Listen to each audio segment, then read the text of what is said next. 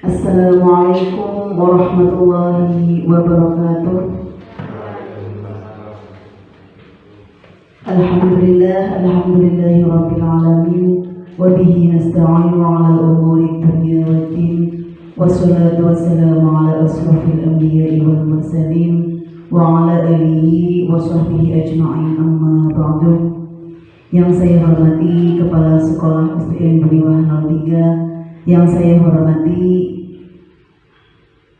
Dewan Guru, staf karyawan SDN Buniwah 03. Pertama dan yang paling utama, marilah kita panjatkan puji syukur kehadirat Ilahi Rabbi yang telah memberikan beribu-ribu kenikmatan, di antaranya nikmat sehat, sehingga kita dapat berkumpul dalam acara diseminasi budaya positif di sekolah yang disampaikan oleh Ibu Yus Umi CGP Angkatan 9 Kabupaten Brebes. Salawat dan salam tak lupa kita sanjungkan kepada junjungan kita Nabi Agung Nabi Muhammad SAW yang telah membimbing kita dari zaman jahiliyah menuju zaman Islamiyah. Saya di sini sebagai pembawa acara akan membacakan susunan acara pada siang hari ini. Acara yang pertama pembukaan, acara yang kedua yaitu acara inti, dan acara yang ketiga lain-lain, dan yang terakhir yaitu penutup atau doa. Baiklah, untuk menyingkat waktu karena waktu sudah cukup siang, kita awali dengan bacaan umul kitab Al-Hadiyah Al-Fatihah. A'udzubillahi minasyaitonirrajim.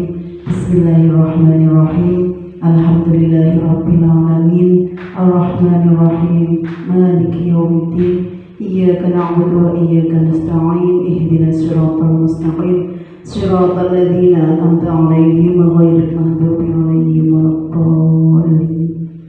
Terima kasih atas pembacaan nomor kitab tadi. Semoga acara pada siang hari ini dapat berjalan yang lancar. Amin amin ya rabbal alamin. Untuk acara yang kedua yaitu penyampaian materi yang akan disampaikan oleh Bu Yus Umi Farhaini. Kepadanya dipersilakan.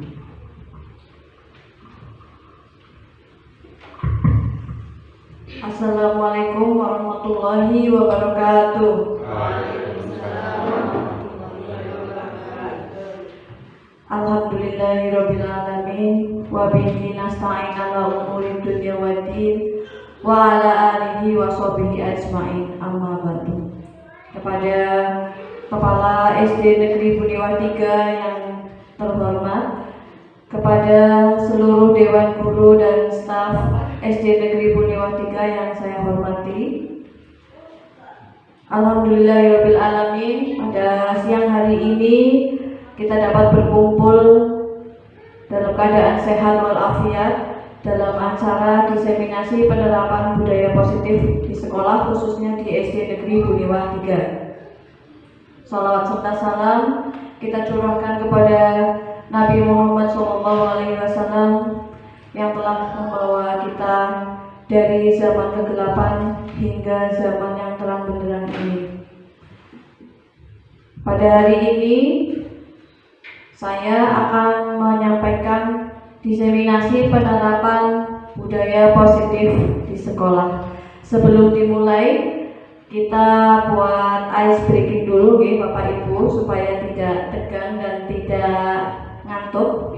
Nanti ada ice breaking menyanyikan, mungkin kita pernah menyanyikan lagu Lingkaran Kecil. Masih ingat Bapak Ibu? Lingkaran kecil. Nah, itu nanti nadanya seperti itu. Tapi nanti hari yang indah,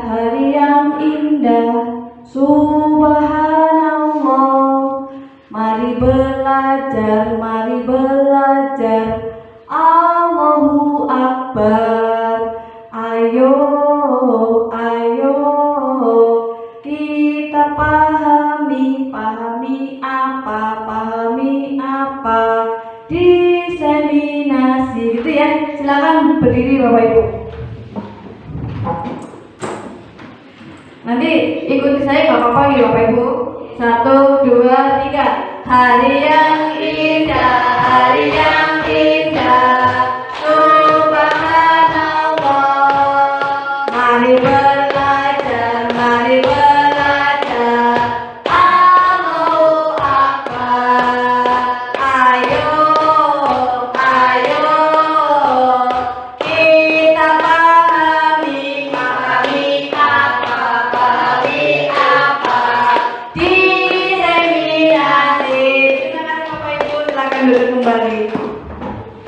Oke Bapak Ibu, saya akan menyampaikan diseminasi penerapan budaya positif di sekolah ini terkait aksi nyata saya di modul 1.4 Pendidikan Guru Penggerak Angkatan 9 di Kabupaten Brebes.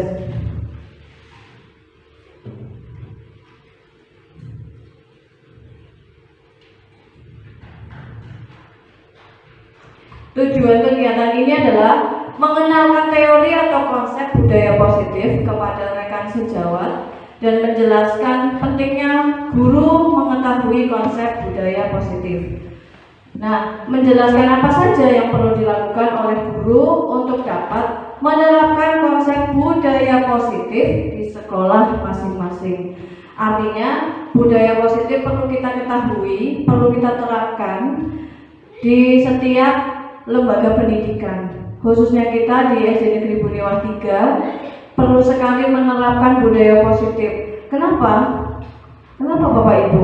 Karena budaya positif di sekolah itu membentuk karakter guru, murid, dan visi misi sekolah. Ingat Bapak Ibu, tujuan kita di sekolah sebagai profesi seorang guru, nadinya, muaranya tidak lain dan tidak bukan adalah membentuk karakter, khususnya karakter para murid.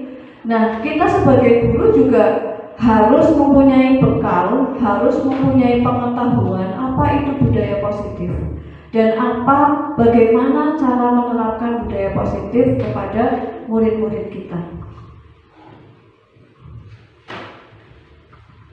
Lalu langkah-langkah untuk mewujudkan budaya positif di sekolah itu ada 7 hal. Ini yang saya pelajari. Yang pertama adalah perubahan paradigma belajar. Yang kedua, disiplin positif. Yang ketiga, motivasi perilaku manusia. Kebutuhan dasar manusia, posisi kontrol restitusi, keyakinan kelas, dan terakhir adalah segitiga restitusi. Yang pertama Bapak Ibu, tentang perubahan paradigma belajar. Dr. William Glasser dalam kontrol teori yang kemudian hari berkembang dan dinamakan sebagai choice teori meluruskan beberapa miskonsepsi atau banyak hal yang keliru tentang makna kontrol.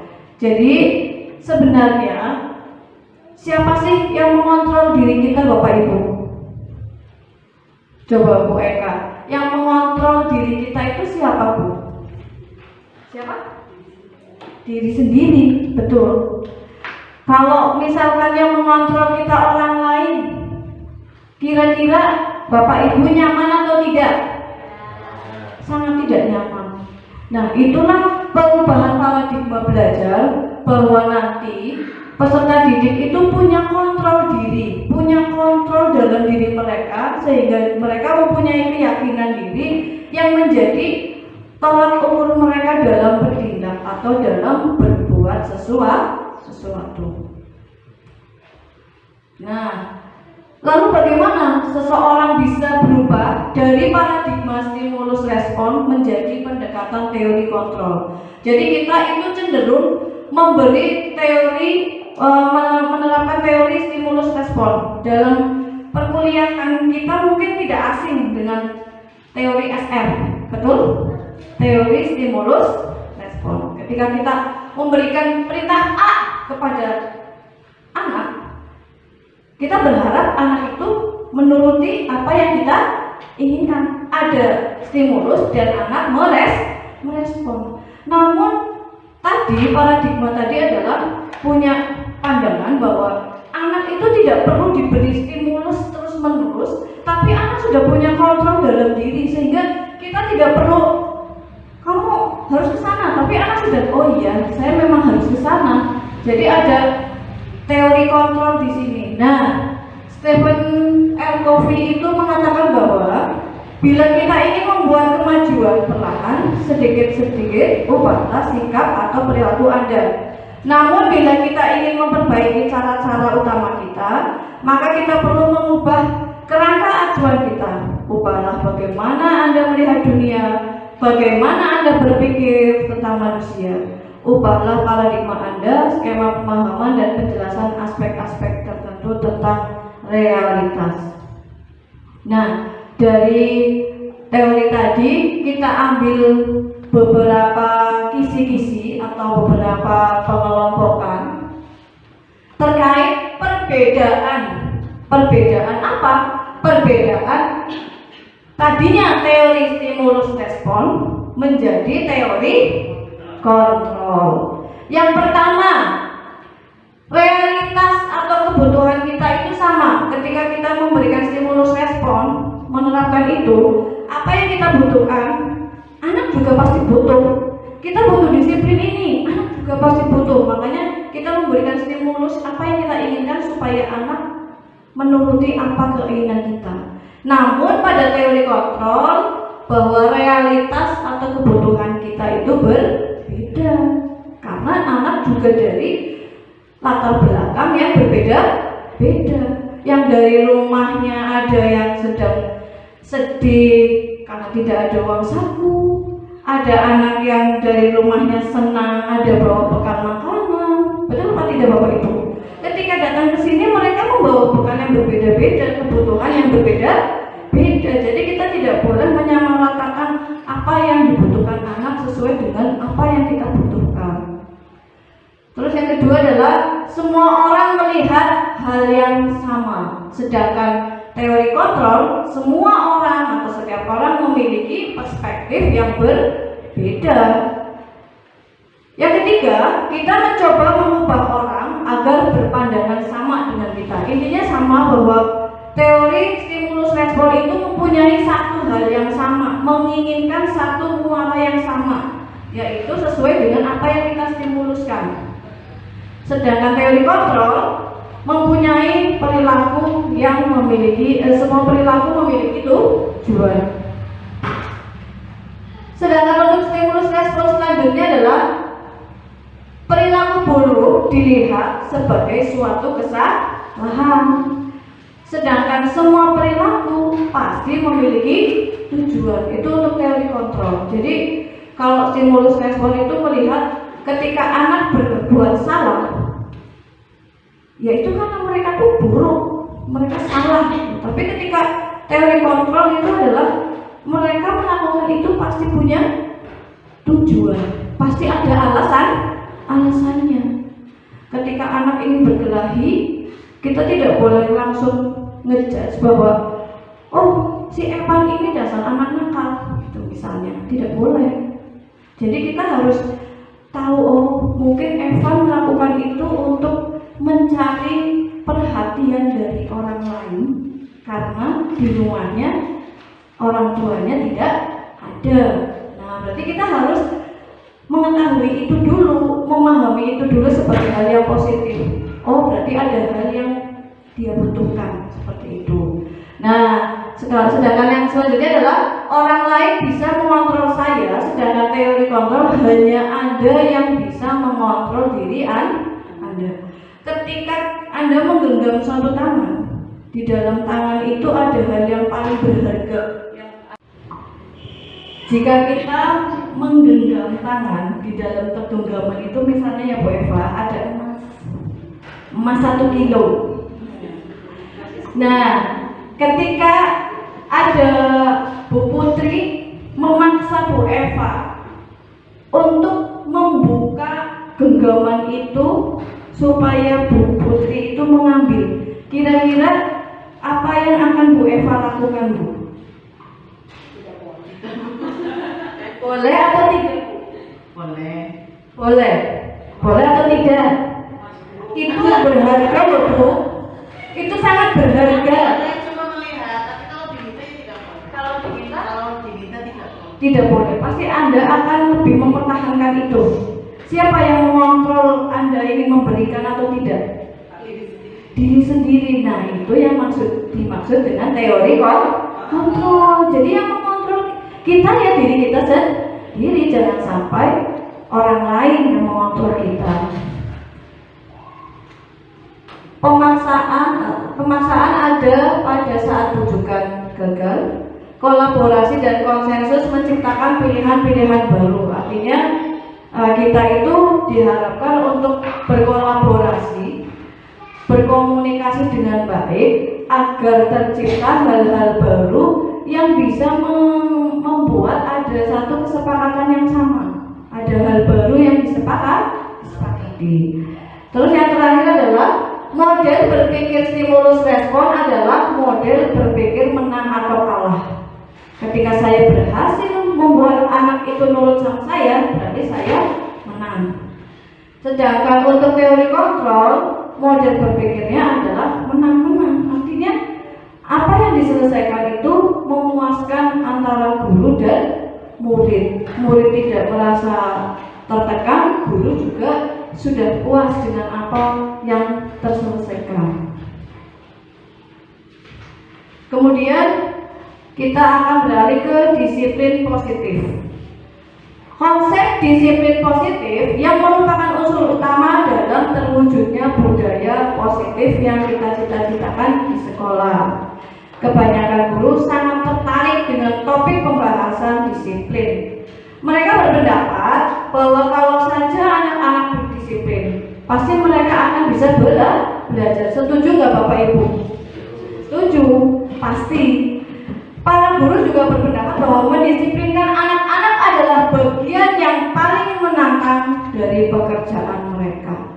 Betul sekali. Itu adalah PR kita, bagaimana cara membiasakan anak-anak didik kita supaya lebih disiplin, menerapkan disiplin. Sebagai pendidik, tujuan kita adalah menciptakan anak-anak yang memiliki disiplin diri, sehingga mereka bisa berperilaku dengan mengacu pada nilai-nilai kebajikan universal dan memiliki motivasi intrinsik, bukan ekstrinsik. Ini adalah yang diterapkan atau sesuai dengan filosofi Ki Hajar Dewantoro. Kira-kira motivasi intrinsik itu motivasi dari mana Bapak Ibu? Dari diri sendiri, dari dalam diri ya. Nah, sedangkan kalau ekstrinsik dari mana Bu Putri? Oke, terima kasih Bu Putri. Iya, dari luar. Kalau intrinsik itu kan dari dalam diri kita. Kayak tadi yang Bu Eva tadi contohkan, apa yang mendorong kita itu berasal dari dalam diri kita, bukan dari luar.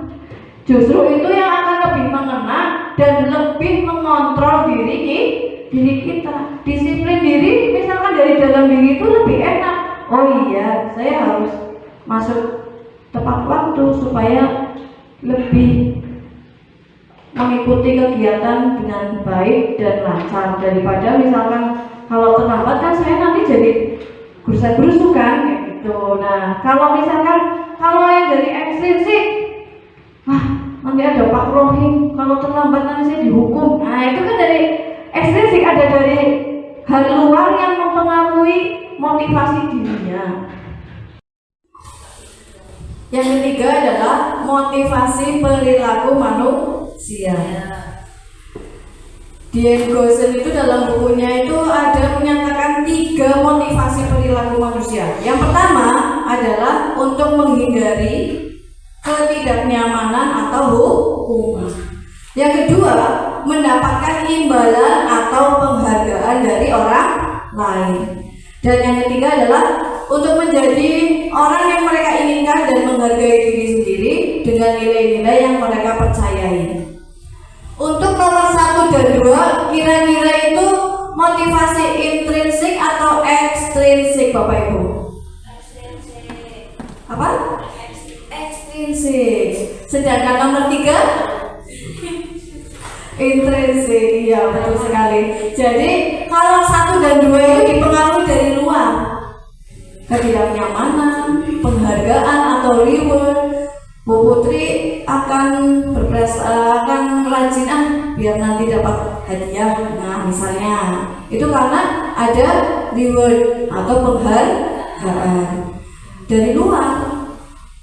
Saya akan rajin supaya tidak dihukum, berarti ada dari luar, menghindari hukuman. Sedangkan untuk yang nomor 3 itu adalah dari dalam diri, bahwa kita itu melakukan suatu hal adalah sesuai dengan apa yang kita percayai. Saya disiplin nanti gunanya untuk saya sendiri, untuk masa depan saya, jadi terbiasa.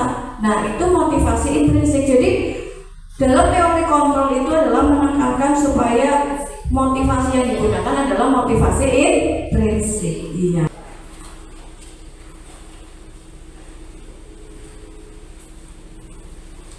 Nah, ada posisi kontrol restitusi Bapak Ibu.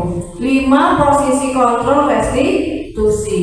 Yang pertama adalah sebagai penghukum. Yang kedua, pembuat rasa bersalah. Yang ketiga, sebagai teman. Dan yang keempat, pemantau atau monitor. Sedangkan yang terakhir adalah posisi manajer. Posisi penghukum, pembuat rasa bersalah, teman, pemantau, atau manajer. Nah, nanti kita bisa menganalisis diri kita sendiri. Kita maksudnya yang mana sih? Tidak hanya di sekolah Bapak Ibu, tapi di rumah. Atau mengontrol diri kita sendiri, kita posisinya di posisi yang mana?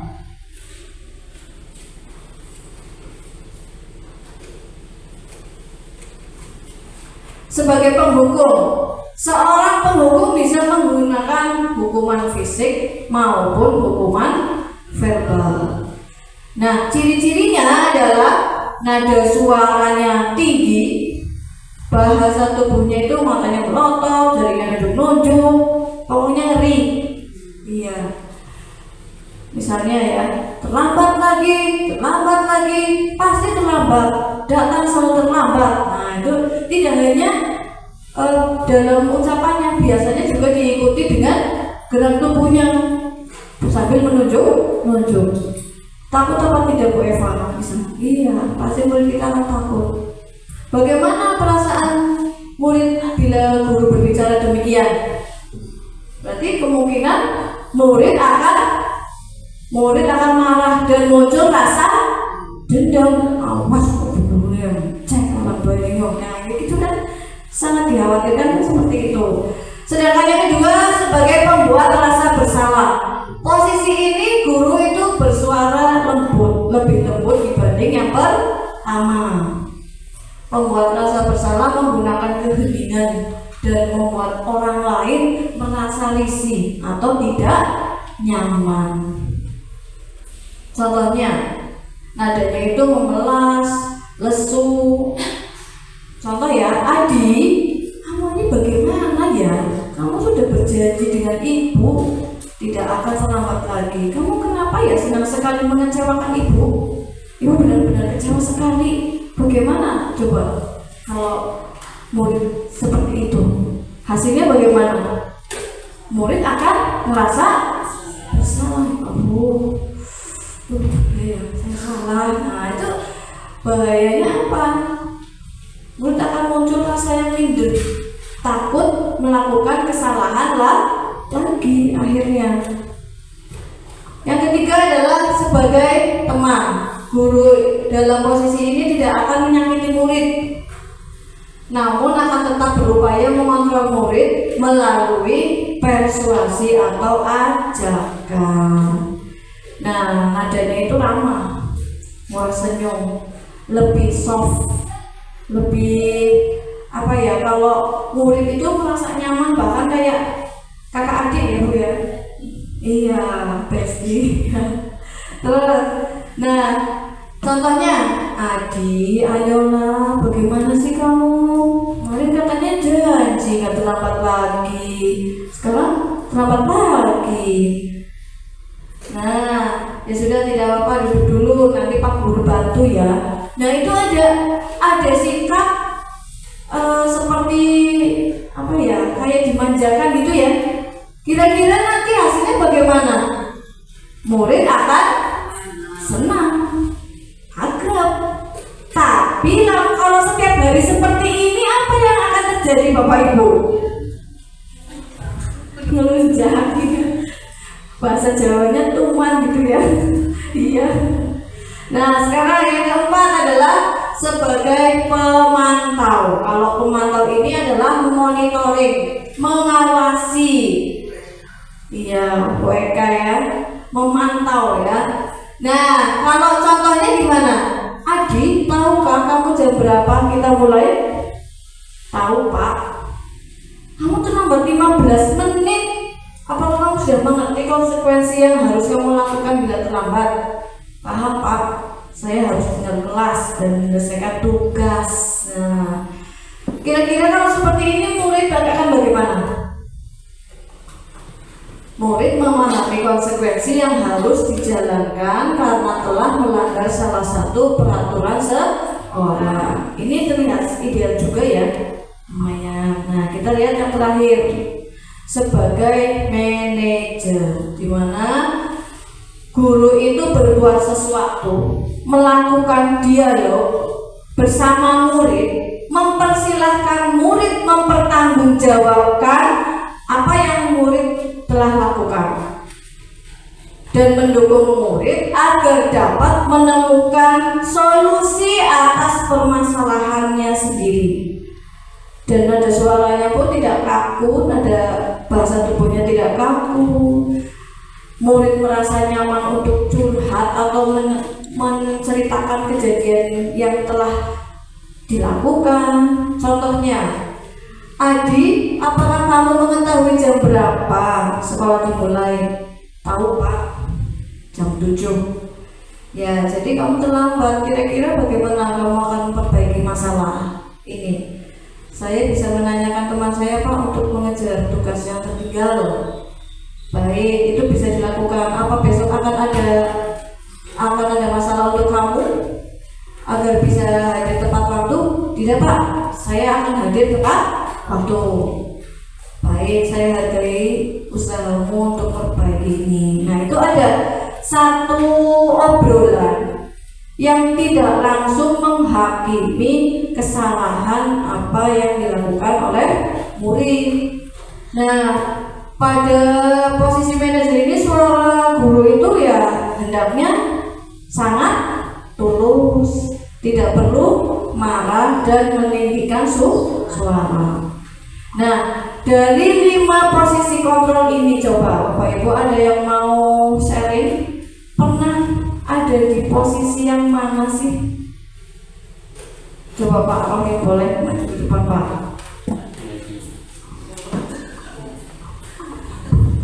Kalau saya mengalami sebagai teman ya, karena dengan sebagai teman kita menjadi lebih akrab ya. Siswa juga nggak tegang dan juga nggak minder nantinya, tapi juga jangan sering-sering sebetulnya sih. Nanti apabila siswa menganggap kita teman di mana-mana, nanti kita memposisikan diri sebagai teman. Misalnya ketika di jalan, di pasar dan sebagainya, malah siswa menganggap kita sebagai teman, malah itu suatu hal yang tidak boleh, sehingga memposisikan teman hanya ketika di kelas saja. Terima kasih, boleh tepuk tangannya Bapak Ibu. Nah, betul sekali. Jadi kelima posisi ini pasti kita pernah mengalami, tinggal kita memposisikan saat itu di mana. Namun idealnya menurut ini adalah teori kontrol, kita bisa memposisikan sebagai manajer. Mudah-mudahan kita bisa mempraktekkan ini Bapak Ibu di dalam profesional kita menghadapi murid di hari-hari. Yang keenam adalah tentang keyakinan kelas. Nah, keyakinan kelas atau kesepakatan kelas. Kita membentuk satu keyakinan kelas itu adalah bersifat lebih abstrak daripada peraturan. Jadi misalnya begini Bapak Ibu, peraturan yang dibuat itu biasanya kalau cenderung itu kalimatnya negatif, dilarang buang sampah sembarangan. Itu udah kata dilarang. Itu peraturan apa keyakinan Bapak Ibu? Lebih ke peraturan. Nah, kira-kira nilai apa sih yang diajarkan supaya anak apa? Ada kata-kata dilarang membuang sampah sembarangan. Supaya anak menjaga apa ya? Kebersihan. Nah, sebenarnya untuk membantu keyakinan kelas, kita itu perlu ambil satu nilai aja. Nilai kebajikan itu adalah nilai kebersihan. Kenapa kita nggak buat kalimat positif saja? Tidak usah pakai dilarang. Kira-kira kalimat positifnya bagaimana kalau tanpa ada kata dilarang atau tidak boleh, tapi dengan nilai kebersihan? Jagalah kebersihan kelas. Nah, itu kan intinya sama nih Bapak Ibu. Tidak usah dilarang buang sampah sembarangan. Jagalah kebersihan kelas. Nah, itu satu keyakinan kelas. Nah, itu tadi keyakinan kelas itu berupa pernyataan-pernyataan universal. Pernyataan kelas senantiasa dibuat dalam bentuk positif tadi yang tadi saya jelaskan. Usahakan tidak menggunakan kata-kata negatif seperti dilarang, tidak boleh, terus apa lagi ya? Jangan. Nah, itu masih peraturan. Tapi kalau keyakinan kelas tadi, jagalah kebersihan kelas. Misalnya ada peraturan lagi, dilarang terlambat. Nah, ada dua kata itu, dilarang terlambat. Itu belum keyakinan kelas. Tapi apa yang lebih positif? Datanglah tepat waktu. Anak-anak akan lebih enak gitu, lebih mudah mengingatnya. Oh ya, saya harus datang tepat waktu. Ketika dilarang terlambat, yang diingat oh ya terlambat. Ada kata itu. Jadi tidak ada nilai kebajikan di dalamnya. Diusahakan keyakinan kelas itu mengandung nilai-nilai kebajikan. Nilai-nilai kebajikan yang ingin dicapai. Tadi dilarang membuang sampah sembarangan, yang nilai kebajikan yang ingin dicapai adalah menjaga kebersihan kelas. Misalnya lagi nilai tanggung jawab, contohnya Bapak Ibu. Misalnya dilarang datang terlambat agar melaksanakan piket kelas misalnya. Karena ada yang lebih enak kata-katanya. Misalnya apa Bapak Ibu? Berangkatlah tepat waktu sesuai dengan jadwal piket. Nah, anak-anak kan lebih memahami itu. Oh ya, saya harus bertanggung jawab dengan jadwal piket yang sudah ada dalam diri saya itu.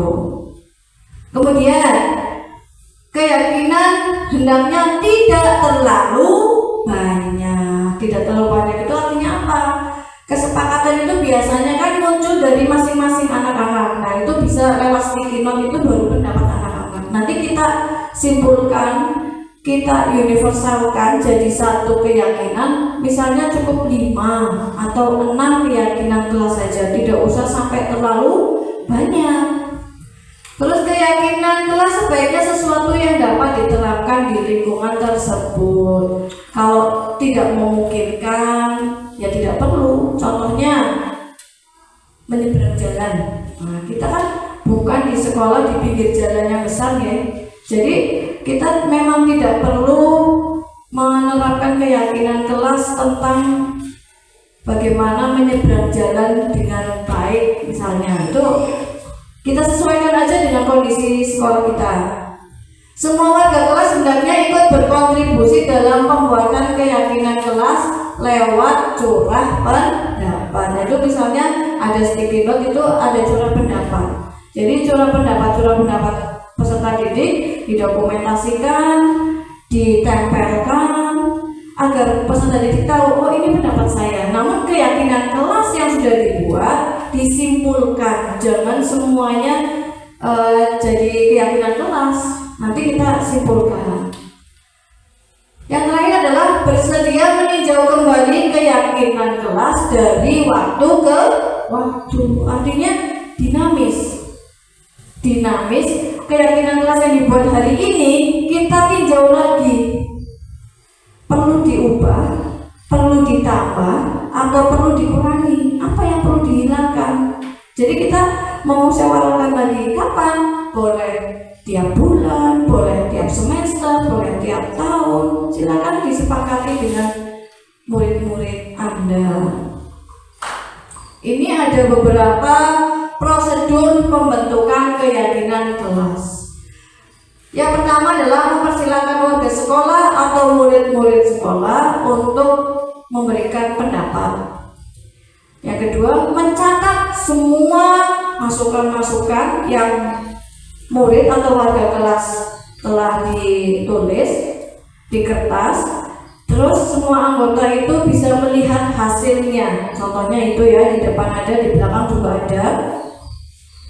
Meninjau kembali curah pendapat yang sudah dicatat, meninjau ulang keyakinan kelas secara bersama-sama.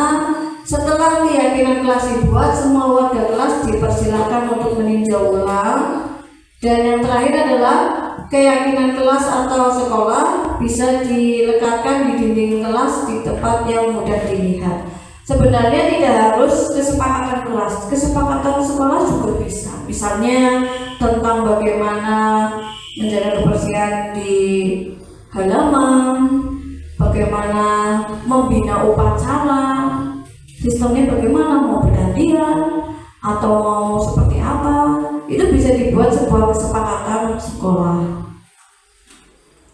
Dan yang ketujuh adalah segitiga restitusi. Ini adalah langkah atau dialog di mana guru itu memberikan fasilitas kepada peserta didik untuk memberikan solusi atau mempertanggungjawabkan kesalahannya, tapi dari dalam diri peserta didik itu sendiri. Ada 3 langkah segitiga restitusi. Yang pertama adalah menstabilkan identitas. Bahwa teori kontrol itu menjelaskan kita semua itu akan melakukan hal terbaik yang bisa kita lakukan. Semua manusia pernah melakukan kesalahan, itu kita ambil satu titik kewajaran di langkah ini.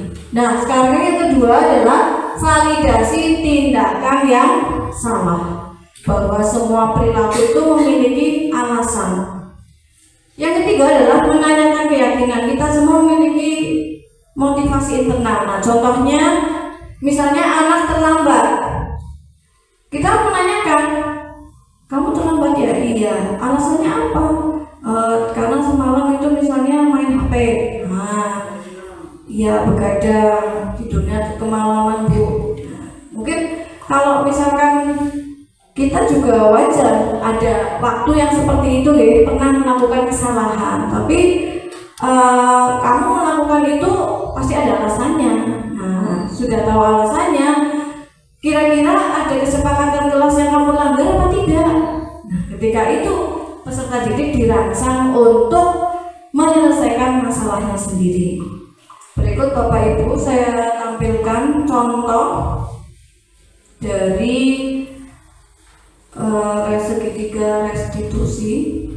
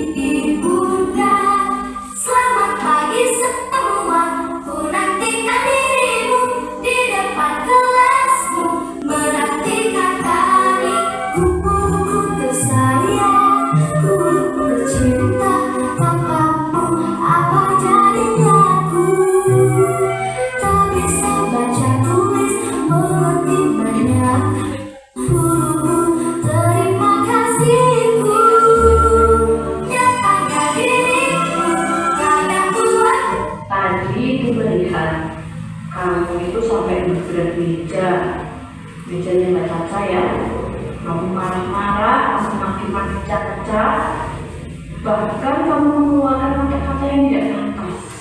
Iya. Terus kamu bahkan mengejek dia, Mbak. Kenapa, Mbak? Kesalku karena saya dituduh nyontek ulangan ketika ya saya marah Bu. Saya tidak terima dikatain begitu. Makanya saya ngatain Caca balik.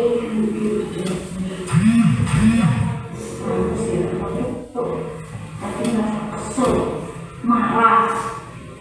Ternyata kamu tidak dendam, ya. Nah, ibu aja kalau jadi kamu juga marah, kesel karena dituduh melakukan hal yang tidak ibu lakukan, kan? Nah, tadi ketika Siva merasa seperti itu, Siva melakukan apa ke Caca? Kesel Bu. Saya maki-maki biar dia tahu rasanya dituduh sembarangan. Saking emosinya saya mengejarnya Bu.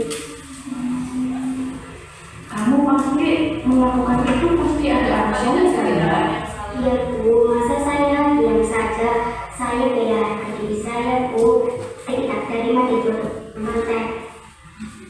Iya. Wajar sih, Mbak, kalau Mbak Siva itu mempertahankan harga diri Mbak Siva. Karena harga diri Mbak Siva itu menurut Mbak Siva itu adalah hal yang penting, kan? Nah, untung saja Mbak Siva tidak melakukan hal yang lebih parah dari memukul Mbak Caca misalnya. Oh iya ya Bu, untung saya masih bisa menahan emosi saya. Iya, betul sekali, Mbak. Kamu lebih memilih untuk menahan emosi. Kamu lebih memilih untuk mandiri berbuat lebih dari yang tadi, lebih parah dari yang tadi. Nah, sekarang coba kita lihat bersama ya. Yang tadi Mbak Siva lakukan, memaki, marah-marah, gebrak meja Mbak Caca. Itu apa sudah sesuai dengan kesepakatan kelas, kesepakatan sekolah yang kita yakini dan prinsipnya Mbak Siva sendiri? Tidak Bu, saya hanya terbawa emosi. Kira-kira kesepakatan kelas A yang sudah Mbak Siva langgar tuh dari kejadian ini? Menghormati dan menghargai orang lain Bu. Ya. Nah sekarang gue ingin tanya nih. Tadi Bapak mengatakan tidak menghargai dan menghormati orang lain. Kira-kira Mbak Siva itu menganggap bahwa menghargai dan menghormati orang lain itu penting nggak, Mbak? Penting banget Bu. Iya, betul sekali, itu juga sangat setuju, Mbak. Nah untuk itu kira-kira keyakinan apa yang bisa Mbak Siva laksanakan supaya lebih mudah untuk meredam emosi? Lebih bersabar Bu. Lebih bersabar ya? Iya.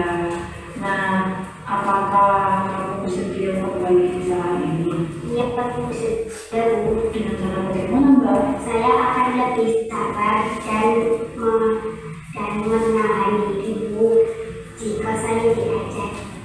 Alhamdulillah. Nah, sudah menemukan solusinya ya. Semoga Mbak Siva kedepannya akan bisa lebih mudah menata emosi, tidak mudah marah lagi. Dan terima kasih karena sudah mau memperbaiki ini. Amin Bu, terima kasih ya Bu. Kamu berdoa. Assalamualaikum warahmatullahi wabarakatuh. Saya Siva Nurhaliza dari kelas 6 SDN 203. Saya berdiskusi dengan Bu Yus untuk menyelesaikan masalah dengan baik. Saya lebih sabar dan menahan diri serta menghormati orang lain. Wassalamualaikum warahmatullahi wabarakatuh.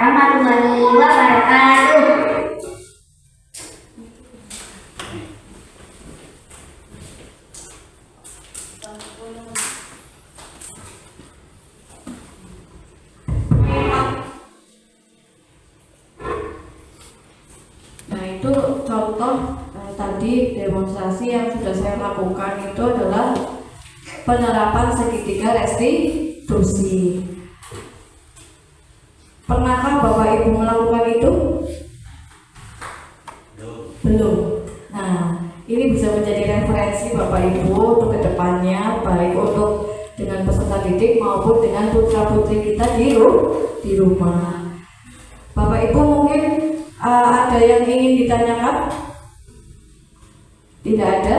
Nah, tadi dengan adanya segitiga restitusi diharapkan kita dapat memposisikan diri kita sebagai manajer, dapat menyelesaikan masalah tanpa harus menghukum peserta didik kita, dan bisa menggunakan metode-metode yang lebih memanusiakan manusia. Artinya kita lebih menggali motivasi intrinsik dari peserta didik.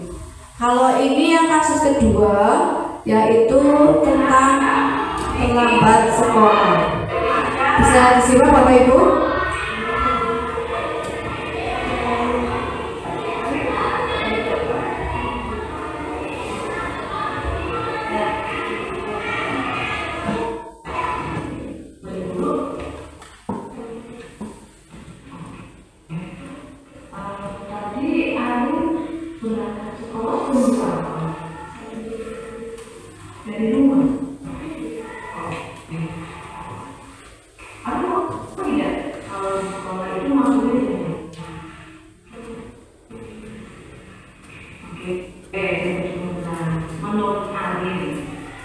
Dari rumah jam 7 di sekolah masuknya jam 7.15. Apakah aku bisa masuk sekolah tepat waktu? Nah, akhirnya setiap manusia itu pasti punya salah. Wajar manusiawi, karena manusia itu cepat lemah dan lupa. Dulu juga kali ini guru tidak ingin mencari siapa yang masalah. Nah, hari ini guru ingin mencari solusi dan hari ini apakah ada yang ingin menambah lagi? Oke, kalau itu guru ingin tahu apa yang hari itu berangkat ke sekolah.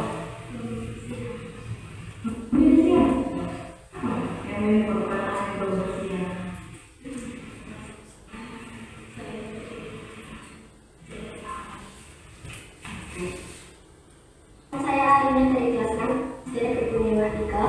Setelah melakukan langkah segitiga restitusi dengan Bu Umi, sangat senang dan bersyukur karena saya mendapat solusi dari masalah saya, yaitu saya terlambat. Terima kasih Bu Yusuf, hari ini saya berjanji tidak terlambat lagi. Itu ada kasus kedua Bapak Ibu.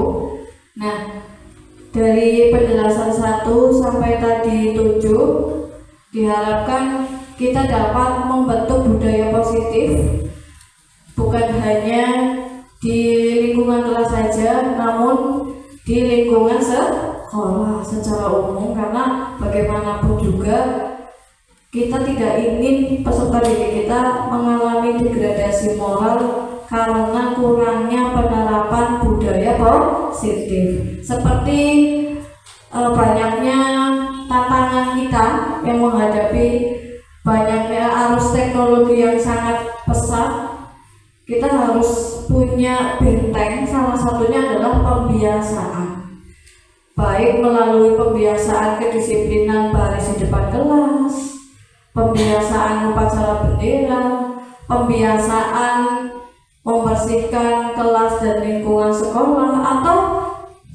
sapa, senyum, dan salam. Kita sangat minim akan itu, takutnya akan hilang. Mau apa tidak Bapak Ibu? Jangan sampai. Nah, dengan begini budaya positif yang ada, mudah-mudahan kita bisa membekali diri untuk selalu kreatif dalam menerapkan budaya positif di sekolah kita, karena kita menginginkan output dan outcome, bukan hanya outputnya saja. Berapa berapa sih lulusannya. Itu bukan menjadi prioritas gitu, tapi kita juga harus tahu outcome-nya bagaimana. Nanti di sekolah lanjutan yang ditunggu adalah outcome-nya. Bagaimana kualitas lulusan kita diterima dan berkembang di sekolah yang lebih tinggi atau lebih lanjut. Kira-kira seperti itu Bapak Ibu yang bisa saya sampaikan.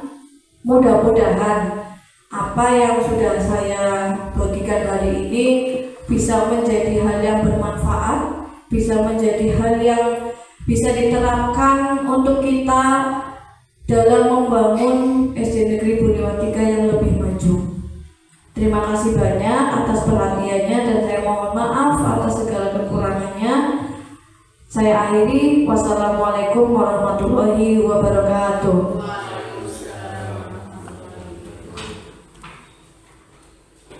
Terima kasih disampaikan. Semoga apa yang disampaikan mendapatkan manfaatnya untuk Bapak Ibu guru semuanya. Untuk acara yang selanjutnya yaitu lain-lain, yaitu untuk sesi tanya jawab. Barangkali Bapak Ibu ada yang mau bertanya, monggo dipersilahkan. Hanya 2 pertanyaan saja. Waktunya masih kurang.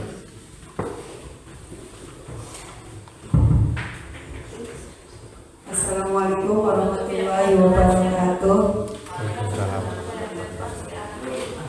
Saya mau bertanya Bu, bagaimana cara membentuk keyakinan kelas supaya efektif begitu?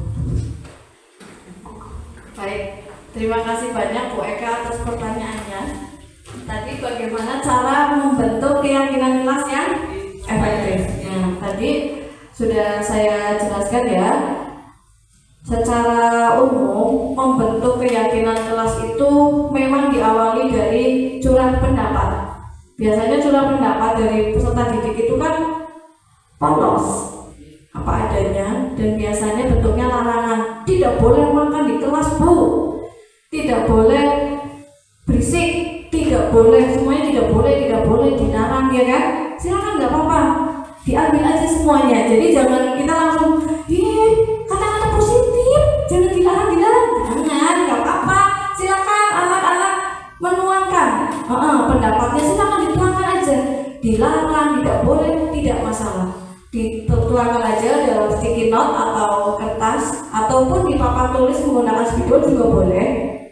Nah, ketika sudah ada seperti itu peraturan, teman-temannya sudah memberikan pendapat, kita diskusikan bahwa kalau tidak boleh berisik berarti keyakinan nilainya supaya kita apa sih? Supaya kita tenang Bu, supaya kita tertib. Nah, berarti kita lebih ke arah tertib aja. Nah, kita mengarahkan, jangan kita menghakimi langsung bahwa ini bukan keyakinan, ini peraturan. Jangan seperti itu, enggak. Nah, ketika sudah ketemu nilai kebajikannya tertib, nah yuk kita buat keyakinannya supaya lebih positif aja, kita ganti yuk. Tertib di kelas ketika pembelajaran, tidak usah dilarang berisik. Nah kan intinya sama ya, intinya sama bahwa kita itu menginginkan kelas yang tertib, tenang. Tapi katanya juga bisa berbeda. Yang satu tadi peraturan dilarang berisik di kelas, yang kedua apa tadi? Yang kedua tadi tenang ya, tertib ya, tertib ketika pembelajaran. Kan intinya sama, cuma konteksnya yang berbeda. Yang pertama dilarang itu bukan keyakinan tapi namanya peraturan. Yang kedua adalah keyakinan, tertib di dalam kelas saat pelajaran. Nah, anak-anak akan diberikan nilai positif dalam keyakinan yang dibuat itu, bahwa peserta didik itu dibentuk agar tertib, bukan agar tidak berisik gitu, enggak, tapi agar tertib di dalam kelas. Jadi keyakinan kelas itu dibentuk untuk apa? untuk membentengi tadi ketika ada permasalahan, kita tanyakan. Kan kesepakatan bersama ya. Coba kira-kira kesepakatan apa sih yang kamu langgar tadi? Nah, berarti kan kembali, oh iya, sebagai pengingat bahwa itu yang saya yakini, bahwa itu adalah motivasi saya dari dalam diri. Jadi itu yang nantinya sebagai refleksi murid ketika dia melakukan sebuah kesalahan. Kurang lebihnya seperti itu. Apakah ada lagi yang mau bertanya? Mbak Putri? Silakan, nggak apa-apa. Natural. Kan kamu belum sekolah, lulus nggak apa-apa, tanya aja. Ya.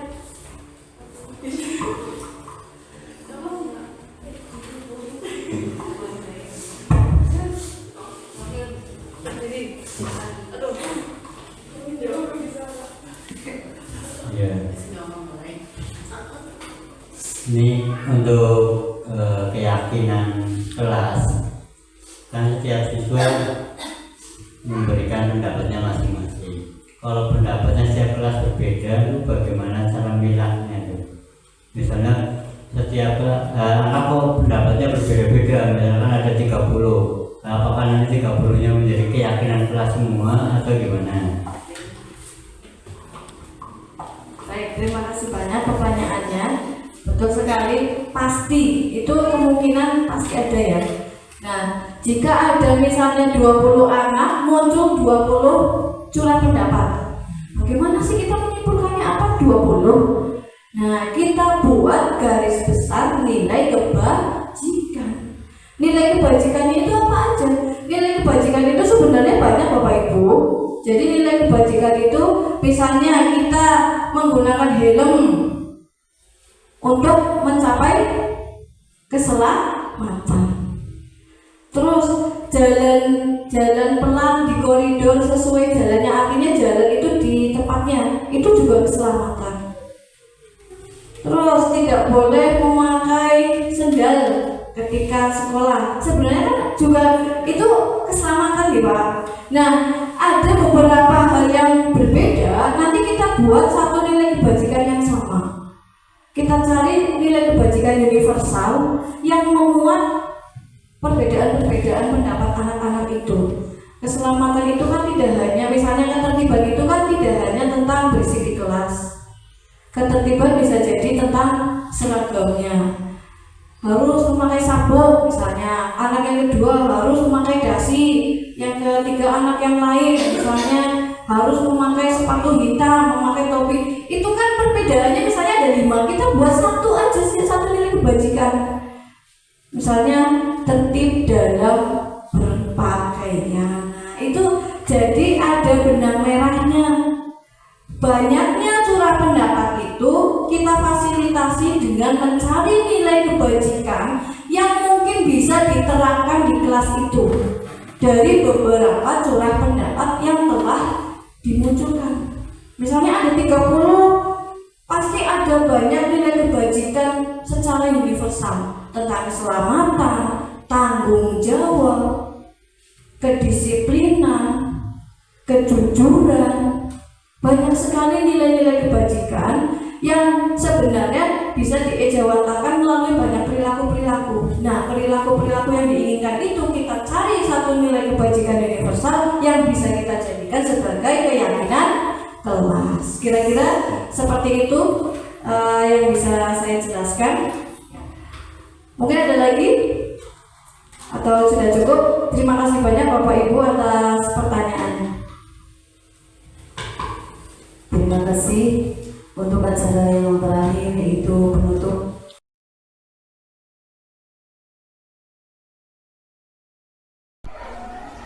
Assalamualaikum warahmatullahi wabarakatuh. Perkenalkan, nama saya Susendrio, Kepala SD Negeri Bunuhan 03 Kecamatan Sirempet. Pada kesempatan ini saya akan memberikan testimoni terhadap salah satu guru kami di SD Bunuhan 03 yang sedang melaksanakan program guru penggerak angkatan 9, yaitu Ibu Yusumi Farhaini SPD. Alhamdulillah, Dalam melaksanakan program guru penggerak, beliau dapat menempatkan diri dan membagi waktu dengan baik, sehingga antara tugas tupoksinya sebagai guru dan tugas sebagai guru penggerak semuanya dapat berjalan dengan lancar, dapat dilaksanakan beriringan tanpa mengganggu kegiatan belajar mengajar siswa di kelas. Selama saya mengamati, beliau dapat mengikuti program guru penggerak angkatan 9 ini banyak perubahan yang nampak, terutama pada kegiatan pembelajaran yang sudah terlihat lebih berpusat pada siswa. Pembelajaran yang dikemas oleh beliau sudah menunjukkan pembelajaran yang kreatif, inovatif, dan menyenangkan bagi siswanya. Siswa terlihat lebih aktif untuk berinteraksi baik dengan guru maupun dengan siswa yang lain. Apa yang dilakukan oleh beliau juga dapat dijadikan bahan referensi bagi guru-guru yang lain untuk bisa meng-ATM-kan, yakni dengan amati tanpa batas, tiru tanpa henti, dan modifikasi dengan imajinasi yang tak terbatas untuk mencapai hasil yang optimal dalam pembelajaran. Beliau juga mendorong semangat guru-guru yang lain untuk dapat mengikuti program guru penggerak di angkatan-angkatan selanjutnya. Harapan saya, semoga dengan beliau mengikuti guru penggerak mampu membawa perubahan paradigma pembelajaran yang lebih baik, lebih maju, khususnya di SD Negeri Bunuwan 03 Kecamatan Sirampok ini. Demikian testimoni yang dapat saya sampaikan, semoga dapat bermanfaat bagi kita semua. Sekian, billahi taufiq wal hidayah. Assalamualaikum warahmatullahi wabarakatuh.